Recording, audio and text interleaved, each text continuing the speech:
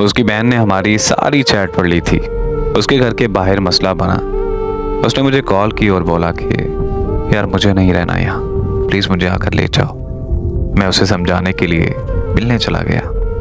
वो मुझसे मिलने बाहर आई तो उसने मुझे बताया कि मैं घर छोड़ आई हूँ।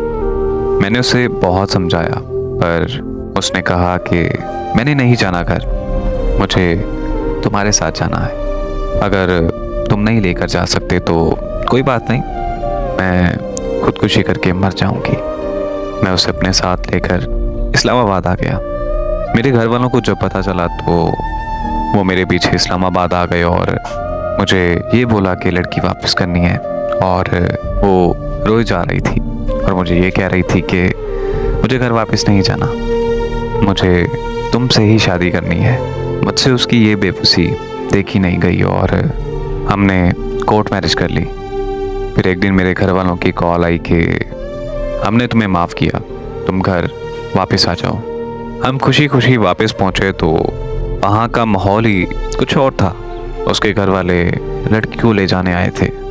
मुझसे ये कहा जा रहा था कि अभी हम ले जा रहे हैं, तुम 2 दिन बाद बारात लेकर हमारे घर आ जाना।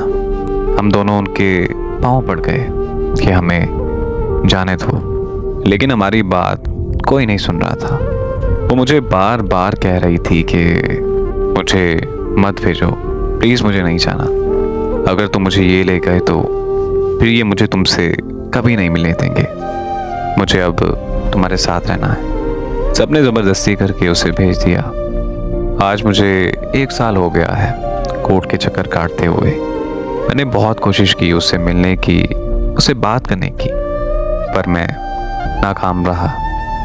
अब तो मुझे ऐसा लगता है कि सारा ज़माना मेरा दुश्मन बन गया है। मैंने पूरे 1 साल बाद उसे कोर्ट में देखा। वो बस खामोशी से मेरी तरफ देखती रही थी। मैं 1 साल की लड़ाई जिसके लिए लड़ रहा था, उसने जज से बोला कि मुझे तलाक चाहिए। यकीन करो कि मेरे पैरों तले ज़मीन निकल गई। मैं बहुत टूट गया था उस वक्त। कोर्ट ने हमारी जुदाई लिख दी। अब मेरा ज़िंदा रहने को दिल नहीं करता, मगर शिकस्त खा कर भी तौहीन ज़िंदगी ना हुई। 1000 काम हुए मगर हमसे खुदकुशी नहीं हुई।